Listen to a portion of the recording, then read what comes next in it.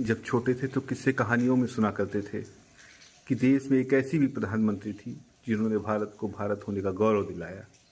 लड़ाइयाँ 1972 से पहले भी हुई थी, 1948 में भी हुई, 1962 में भी हुई। एक लड़ाई 1947 की भी थी जिसको हम आज़ादी का आंदोलन कहते हैं।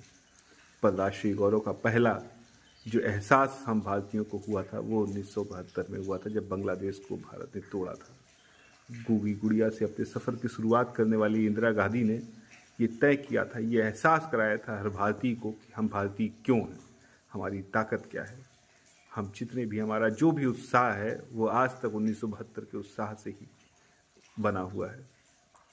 हम बड़े हुए तो हमें लगा कि ये कहानियाँ हुआ करती होंगी, लेकिन एक कहानी और नई बन रही थी नरेंद्र मोदी के रूप में।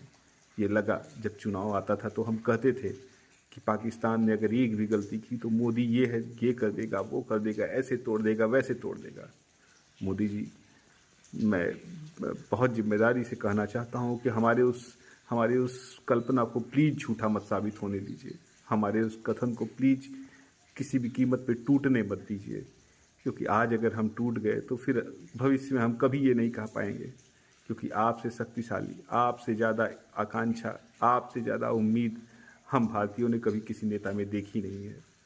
तो उस उम्मीद को जीवित रखने की जिम्मेदारी आपकी है मोदी जी।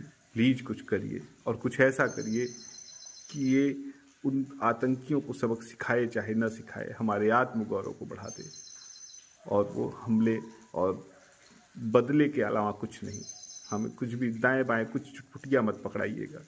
इस बार हमें सिर्फ 10, 20, 50, 100 नहीं चाहिए, हमें ज़्यादा चाहिए। और इतना ज़्यादा चाहिए कि जो 1972 का आत्मगौरव 2025 तक चल रहा है, 50 सालों तक हम उसी गौरव से जी रहे हैं, तो कम से कम आने वाले आज के 500 साल तक हम आपकी इसी वीर गाथा को कहें कि देश ने एक ऐसा प्रधानमंत्री दिया था जिसने ये एहसास कराया हमें कि हम भारतीय कौन हैं।